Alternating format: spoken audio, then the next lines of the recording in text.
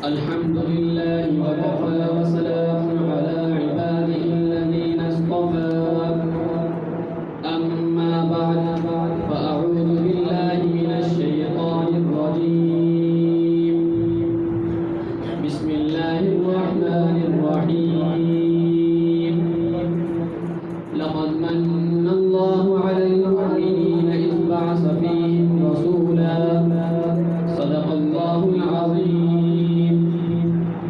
قال النبي صلى الله عليه وسلم إنما بعثت رحمة أو كما قال عليه الصلاة والسلام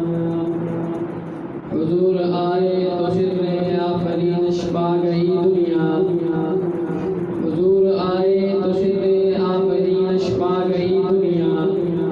اندھیروں سے نکل کر روشنی میں آ گئی دنیا بجھے چہروں کا غم اترا سدے چہروں پہ نور آیا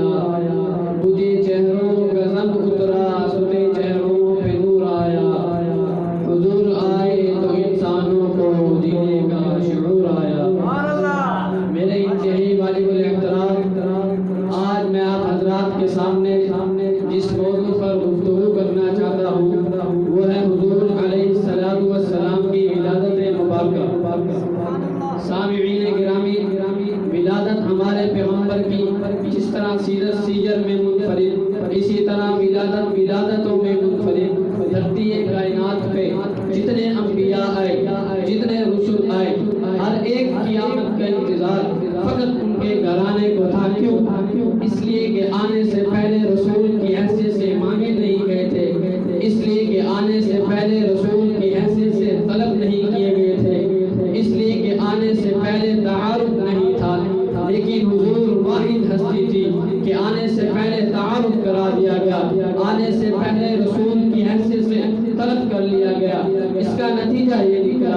دیگر انبیاء کی آمد کا انتظار فقط ان کے گھرانے کو لیکن محمد مصطفیٰ احمد مصطفیٰ حبیب کبریا فخر الانبیاء سید الورا بدر الدجا برغ العلا کشف الدجا رہبر و رہنما لا يمكن الصنع مکین محمد خضرا بلغ العلا کشف الدجا راحت العاشقین شفیع المذنبین رحمت للعالمین حضور سرور کونین ساقی کوثر شافی محشر ہادی و رہبر کی آمد میں انتظار فقط عبداللہ اور عبدالمطلب کے گھرانے کو نہ تھا سارے زمانے کو تھا تو کیسے کہوں زمین و زمان آپ کی آمد کے منتظر مکین و مکان آمد کے منتظر شمس و قمر آمد کے منتظر شجر و حجر آمد کے منتظر خشک و تر آمد کے منتظر گلستانوں کے سبزے آمد کے منتظر سورج کی حرارت آمد کی منتظر ستاروں کی کہکشائیں آمد کی منتظر چٹانوں کی مضبوطیاں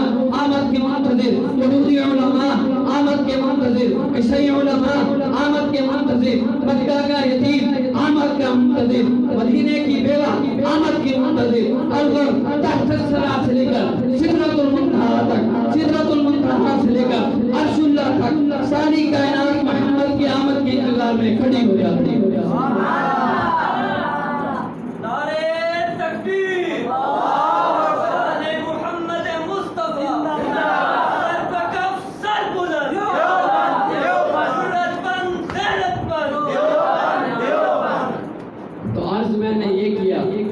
ہمارے پیغمبر کی ہر شے منفرد ہر صفت منفرد شان ولادت جتنے آئے ہر ایک کی آمد کے انتظار فقط ان کے گھرانے کو لیکن حضور کی آمد کے انتظار سارے زمانے کو اور کہتا ہوں یہ دھج کس کی ولادت کو ملی جو محمد مصطفیٰ کی ولادت کو ملی حضرت آمنہ کہتی ہیں جب حضور کا نور نبوت عبداللہ کی سلب سے میرے رحم میں منتقل ہوا 6 مہینے تک احساس نہ ہوا 6 مہینے کے بعد احساس کی کیفیت اس قدر بلند ہوئی کہ میں قدم پتھر پہ رکھتی تھی محسوس یہ کرتی تھی پتھر پہ نہیں روئی کی رانی پہ رکھ رہی ہوں حضرت آمنہ کہتی ہیں میں پانی بھرنے کے لیے کنویں کی منڈیر پہ جایا کرتی تھی کنویں کی گہرائیوں میں اترا ہوا پانی میرے کھڑے ہوتے ہی اس کی گہرائیوں کو چھونے لگ جاتا حضرت آمنہ کہتی ہیں جب میں درختوں کے قریب سے گزرتی تو درختوں کی ٹہنیاں اور شاخیاں مجھے سلامیاں دے کرتے تھے جب میں چٹانوں کے قریب